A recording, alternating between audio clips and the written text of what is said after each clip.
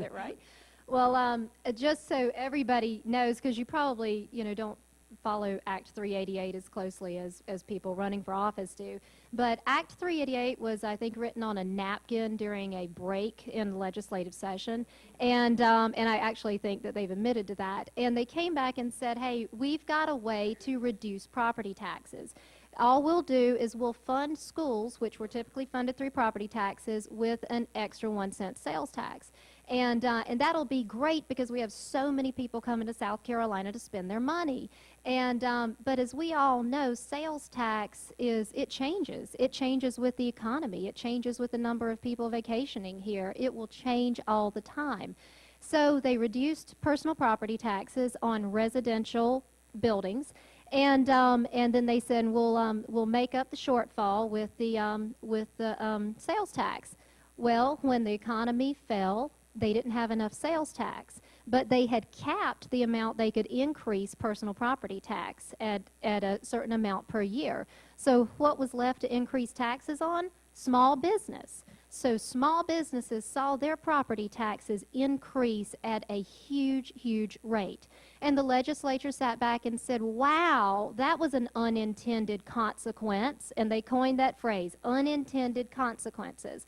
Well, you know what? It may not have been intended, but if you're smart, it was foreseeable. And if you're down there representing us, you need to foresee the consequences. And when you're looking at tax reform, you have to look at the whole picture.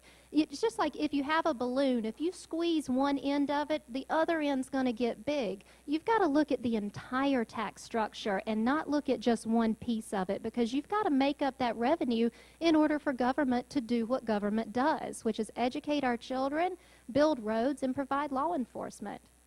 Mr. Coy. I know the property taxes have just gone up again for the Indian Land Elementary School.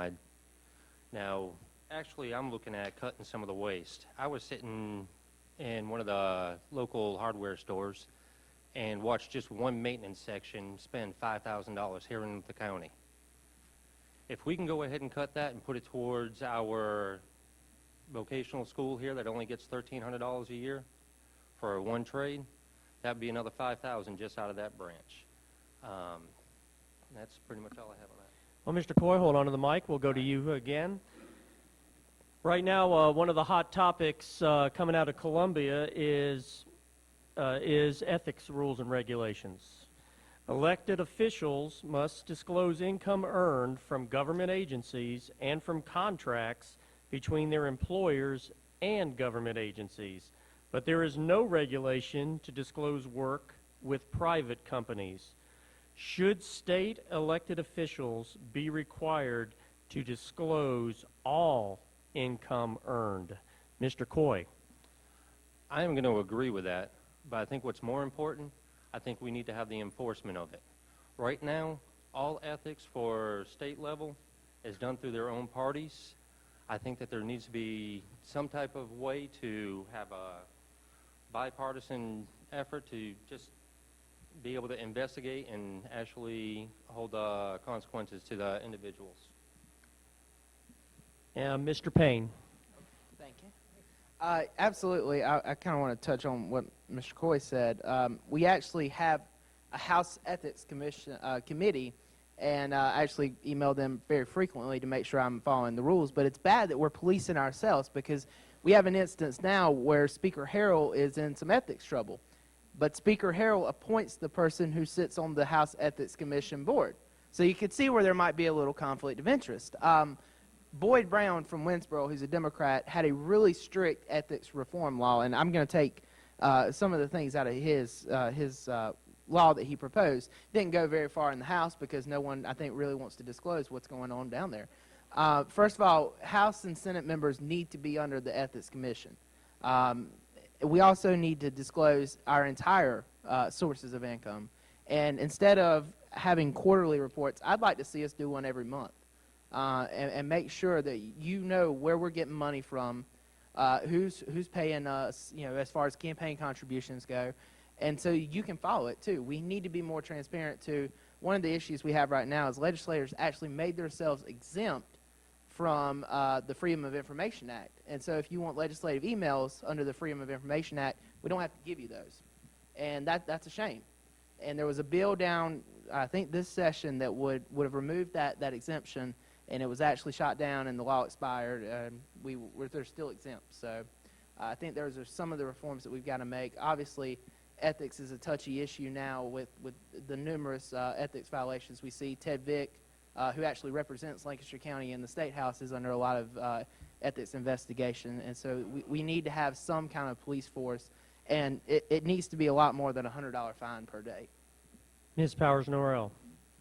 I agree. We need comprehensive ethics reform. That's just like we need comprehensive tax reform. We can't look at just one problem and address it individually when you have a system that needs to be reformed in total. Columbia seems to be dependent upon a system of favors and who knows what about somebody else. And the lobbyists down there are there to persuade. And when they're using what the legislators want in order to persuade them. So you'll see a lot of lobbyists down there who are employing, most of the legislators are men, so they employ beautiful young women. They play a lot of golf and they eat a lot of steak. And I'll tell you something, I don't eat meat and I don't play golf, and beautiful young women don't do a lot for me. So those lobbyists don't have anything I want. And but that is one area where I think we need some reform. And you know, they couldn't persuade me even if they did, because I've been in government for long enough to recognize the tricks. And there are a lot of tricks, and they're nuanced tricks. They're not overt. A legislator who I deeply respect told me once that he had stood up for something that was very hard to stand up for, but it was the right thing, and he stood up for the people. And he said, you know what? I caught a hard time from those lobbyists, and that let me know how very much power they have in Columbia. Another one told me, Mandy, we need the lobbyists because we can't understand these bills. They read the bills and tell us what they mean because they're complicated, and we can't understand them on our own. Well, y'all, for 14 years, I've been reading laws, interpreting laws, and writing laws for my municipal clients, so I'm not going to need a lobbyist to explain the bills to me. But those are some examples of areas where we need comprehensive ethics reform in Columbia. Thanks. Hold on to the microphone.